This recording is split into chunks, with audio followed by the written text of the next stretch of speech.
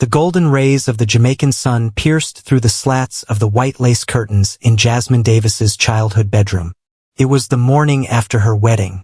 Her parents' modest Kingston home was still filled with the lingering scent of rum cake, jerk chicken, and perfume.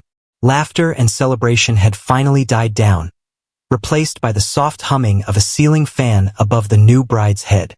Jasmine, only 26 years old, lay in bed with a sleepy smile. Her fingers absent-mindedly played with the wedding band now resting on her ring finger. She was finally Mrs. Jasmine Thompson. Downstairs, her husband, Malik Thompson, 29, sipped coffee on the front porch with her father. His charm hadn't faded since their first meeting 3 years ago. To Jasmine's parents, Malik was a gentleman. Soft-spoken, respectful, educated. He worked as an IT technician and had just landed a remote job for a Canadian software firm. He spoke with a slow, deliberate cadence, always seeming composed. They had met at a teacher training seminar where Malik was setting up AV equipment, and Jasmine was presenting a workshop on classroom storytelling. She was smart, graceful, and had a quick wit that made Malik laugh out loud, something few people ever managed. They clicked instantly. As the wedding buzz faded, the couple packed their suitcases for the honeymoon destination they had talked about since their engagement, Ocho Rios. Nestled along the northern coastline, Ocho Rios was famed for its cascading waterfalls, powdery beaches, and all-inclusive resorts that promised indulgence and intimacy. Their choice of resort was exclusive, perched on a private bluff with panoramic views of the Caribbean Sea. A 5-day escape, booked in a deluxe oceanfront bungalow with butler service, champagne on arrival, and private access to a secluded beach. Friends on social media gushed over Jasmine's posts. One caption under a photo of her passport and plane tickets read, "Next stop, paradise with my person. #honeymoon vibes, #newlyweds." But beneath the smiles, not everything was as perfect as the filters suggested. Jasmine had expressed doubts to her best friend, Shanae, in the days leading up to the wedding. A voice note from the night before the ceremony revealed a twinge of hesitation. "I love him, but I don't know. He gets angry over little things. He doesn't trust me like he used to. I just want peace, you know?" But Shanae had brushed it off as normal pre-wedding jitters. By the time the couple arrived at Sangster International Airport in Montego Bay, holding hands and sipping coconut water, all seemed well. Jasmine looked radiant in a white off-the-shoulder sundress, her natural curls pinned delicately to the side. Malik was calm and collected in khaki linen and dark sunglasses. A resort driver met them at the airport holding a placard that read, "Mr. and Mrs. Thompson, Moonlight Cliffs." The 90-minute drive along the coastal highway was lined with palm trees, reggae music on the radio, and soft laughter from the back seat. Jasmine leaned into Malik and whispered, "This is the beginning of our forever." He smiled, but his eyes, hidden behind the tint of his glasses, remained unreadable.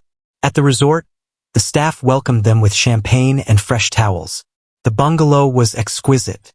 Mahogany floors, a canopy bed draped in white linens, an open shower facing the ocean, and a small plunge pool lit with underwater lights. "5 days," Malik whispered as he lifted her into his arms. 5 days of just us. No distractions. No one else. Jasmine giggled as he carried her through the door. But even then, something in his voice carried a weight that didn't match the moment. That night, as the couple dined on grilled lobster and drank wine under the stars, everything looked perfect. They toasted to their future, talked about starting a family, and made plans for waterfall hikes and couples massages. But the cracks were there, subtle but deep. Malik's phone buzzed during dinner. He glanced at it, frowning, and slipped it into his pocket without explanation. Jasmine noticed, and her smile faltered just a bit. Later that night, while she was brushing her teeth, Malik went through her phone. It wouldn't be the first time. By the second day of the honeymoon, staff began to notice minor arguments. Small things. Jasmine ordering drinks alone at the pool bar while Malik watched from afar. The butler heard shouting from their bungalow on day 3, but it stopped quickly. Still, Jasmine continued posting romantic pictures. A selfie of them under Dunn's River Falls. A boomerang video of them clinking glasses by candlelight. But her captions grew shorter. The emojis disappeared. One friend commented, "You'll look amazing smiling face with heart eyes, but you okay, Jazz? You've gone quiet." She never replied. By the evening of day 4, the couple signed up for a private beachfront dinner, lobster bisque, grilled snapper, and dessert under a moonlit sky. Jasmine wore a teal silk dress. Malik, a navy shirt and white trousers. The table was decorated with roses. A violinist played softly. It should have been the most romantic night of their lives. Instead, it would be Jasmine's last. The sun set slowly on the 4th day of Jasmine and Malik's honeymoon. The pink-orange sky bled into the ocean as if nature itself were painting a warning no one could read. That evening, their private beachfront dinner began with subtle tension. Jasmine barely touched her wine. Malik stared into the sea, his fingers drumming a rhythm on the table that didn't match the soft violin playing in the background. To any passerby, they looked like a couple savoring a romantic escape. But for the resort staff close enough to observe, it was clear something was off. Moments into the appetizer, Jasmine leaned forward, placing her hand on Malik's. "Can we just enjoy tonight? No questions. No suspicions. Just us." He didn't respond at first. Then, with an almost mechanical smile, he said, "Of course. Just us. No one else, right?" Jasmine's smile tightened. She took a sip of her water, her eyes darting away. The resort's head of housekeeping, Marva Grant, recalled entering the Thompsons' bungalow around noon while the couple was out. She found a smashed wine glass on the floor, shards swept into a corner, but not cleaned properly. The sheets on the bed had streaks of red, perhaps wine, perhaps blood. She assumed a romantic night had gotten messy. But in hindsight, she would describe it differently. The room was cold, not aircon cold, emotionally cold. Something wasn't right. In the master bathroom, Marva found Malik's phone unlocked on the counter. By habit, she turned it face down while wiping the marble top. On the screen had been a paused message thread. She only glimpsed a few words. "You lied to me. You were never done with him." That same afternoon, Jasmine was seen by another guest sitting alone by the infinity pool, her journal open in her lap. The guest, a British tourist named Helen Mott, said Jasmine looked like she'd been crying. She was trying to smile, like trying hard. Then this tall guy, her husband, came out and put his hand on her shoulder. She flinched a bit. "I thought, that's not a honeymoon moment. That's something else." Behind the tension lay a truth Malik had only recently uncovered. Jasmine, weeks before their wedding, had reconnected with Andre Blake, her colleague at the school. Andre, 28, was a laid-back literature teacher and a soft-spoken demeanor. He and Jasmine had dated briefly before she met Malik. The rekindled connection had started innocently enough, sharing lesson plans, discussing poetry. But a text thread Malik discovered before the honeymoon told another story. Malik had found the messages by accident, or so he claimed. Jasmine had left her phone unlocked while showering. Malik, suspicious for months, had been waiting for this moment. What he read rattled the foundation of their marriage. "Andre, you still dream about us sometimes?" Jasmine, "Sometimes. Don't you?" Andre, "Always."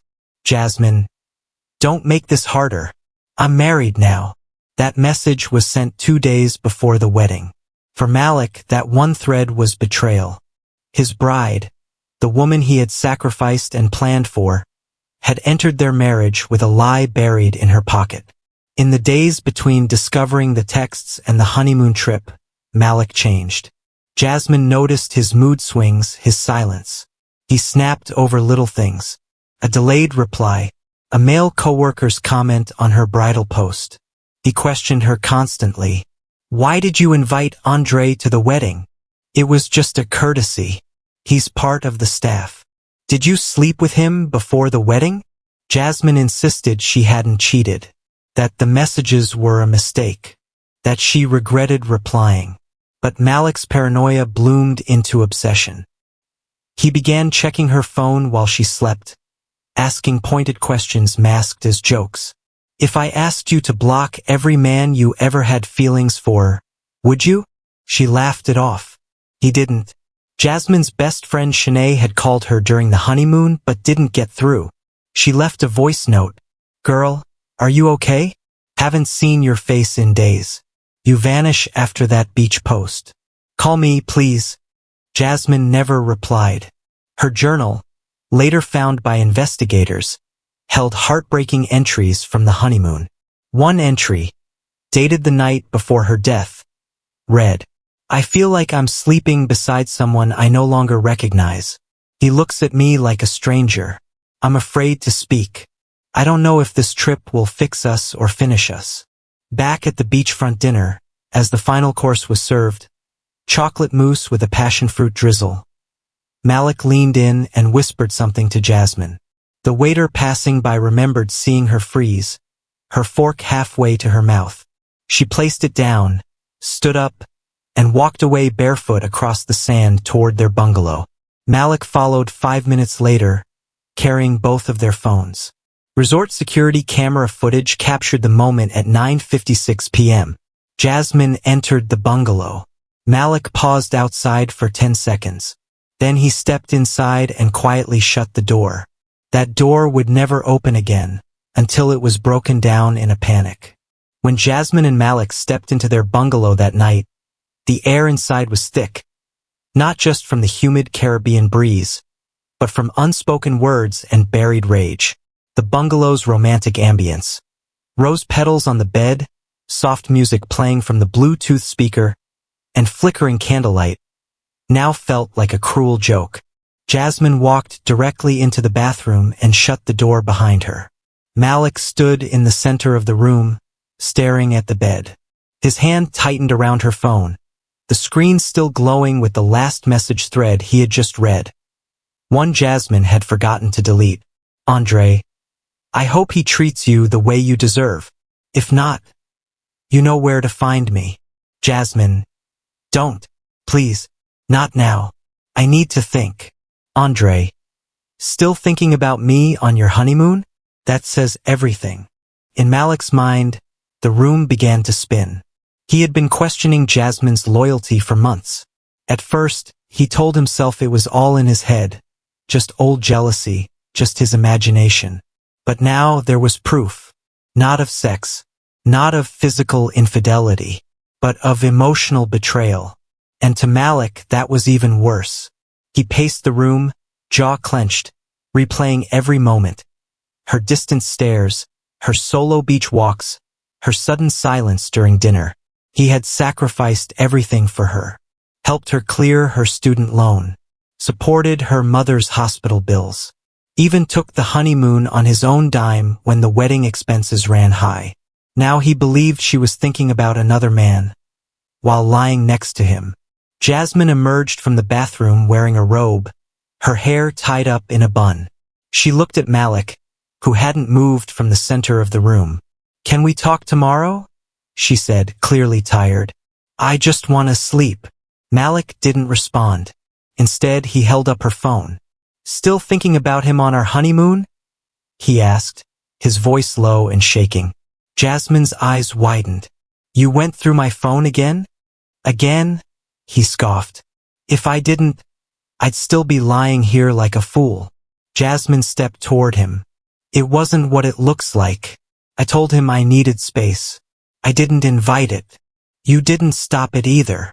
Malik, we are married. I chose you. I just needed closure." "Closure?" he snapped. "You needed closure with him while we're honeymooning in paradise?" Jasmine's voice cracked. "Please, can we just not do this here?" "Why not? Because you're embarrassed? Because you finally got caught being the woman I was afraid you were?" Her mouth opened to speak, but nothing came out. In the statement Malik would later give to police, he claimed he didn't remember picking up the knife. He said everything went black. But crime scene investigators believe otherwise. The kitchen knife was not from their room. It was from the main service kitchen, located at the back of the resort. Malik had left the bungalow earlier that day, around 3 p.m., for over 25 minutes, telling Jasmine he was taking a walk. Resort CCTV showed him entering the staff kitchen unattended. The footage wasn't reviewed until after the murder. He had planned this, at least part of it. Back in the bungalow, as the shouting escalated, guests in the nearby suite heard Jasmine scream, "You're scaring me!" Then a loud crash, then silence. When the resort's private butler arrived with the couple's requested dessert, Jasmine's favorite, coconut rum cake, he knocked softly on the door at 10:15 p.m. No response. He knocked again. Still nothing. Concerned, he called the night manager, who tried the house phone. Still no answer. 20 minutes later, security arrived. They knocked, shouted. Nothing. Finally, they broke the door down. The scene inside was unforgettable. Jasmine was lying on the bed, motionless, her robe soaked in blood. There were 19 stab wounds, 5 to her chest, 2 defensive wounds on her hands, several more across her abdomen and back. She had likely died within minutes of the first blow. The knife lay on the floor beside the bed. Malik was gone. Security scoured the resort, but there was no sign of him. A pair of bloodied footprints led out the back door of the bungalow toward the cliffside path that winded toward the public beach access. He had taken Jasmine's phone, his own phone, and his wallet. Within hours, a manhunt began, stretching from Ocho Rios through the rural villages of Saint and Parish. The police issued a national alert. Malik Thompson, age 29, 6 feet 1 inch, medium build, last seen wearing a navy shirt and no shoes, was now the prime suspect in the brutal murder of his wife. Back in Kingston, news broke the next morning. Jasmine's family collapsed in disbelief. Her father fainted on the spot. Her mother refused to believe it. Shanae, her best friend, went numb. She told me she was worried, that he wasn't the same. But I thought it was just honeymoon pressure. I should have told her to come back home. Meanwhile, Andre Blake, whose name would soon be plastered across headlines, was questioned by police but ruled out of any involvement. He broke down in tears during the interview. "I never meant to come between them. Cared about her, yes. But I didn't think it would lead to this." When asked if Jasmine ever said she was afraid of Malik, Andre replied, "Not in words, but in the silence between her messages." Jasmine's lifeless body was found on the bed, soaked in blood. The luxury honeymoon suite at Moonlight Cliffs had become a crime scene. Security and staff were in shock. No one had heard a thing, just muffled arguing and then silence. Malik had vanished. The knife was found on the floor. CCTV footage showed him slipping out the back of the resort around 10:20 p.m., barefoot and carrying a bag. A manhunt began. Police launched an island-wide search. Malik had no car, no passport, just cash and a stolen phone. A cab driver came forward the next day, saying he picked up a barefoot man near Fern Gully Road who paid in cash and looked haunted. The man asked to be dropped near Runaway Bay. The driver tipped off police, who zeroed in on abandoned huts and coastal cabins nearby. Malik was found 36 hours later, hiding in a broken fishing hut.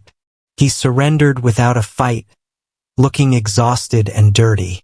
At the police station, he confessed, "I lost it. She said she loved someone else. I didn't want to kill her. I just couldn't breathe." He cried during the confession, but showed little remorse. Jasmine's family was devastated. Her father said he couldn't even look at her wedding photos. Her mother collapsed at the morgue. Malik's family was stunned. His mother refused to believe he could do it. Jamaica watched in horror as news outlets aired their wedding video beside footage of Malik in handcuffs. The trial began 6 months later. The courtroom was packed. Prosecutors called it premeditated murder. Malik had taken the knife from the kitchen hours before. His defense argued crime of passion and emotional breakdown. But the evidence was clear: text messages, planning, and his escape. The jury took just 3 hours. Guilty. Malik received life in prison without parole. The resort added guest wellness protocols and security upgrades. Jasmine's school held a memorial and launched a scholarship in her name. The nation discussed domestic violence more openly. Her story became a warning. Even paradise can turn deadly behind closed doors. Jasmine dreamed of a perfect honeymoon. Instead, she died at the hands of the man she trusted most. Malik let jealousy and obsession destroy everything. Now her story lives on, not in wedding albums, but in court records and crime documentaries. A beautiful life, stolen by rage, in the middle of paradise.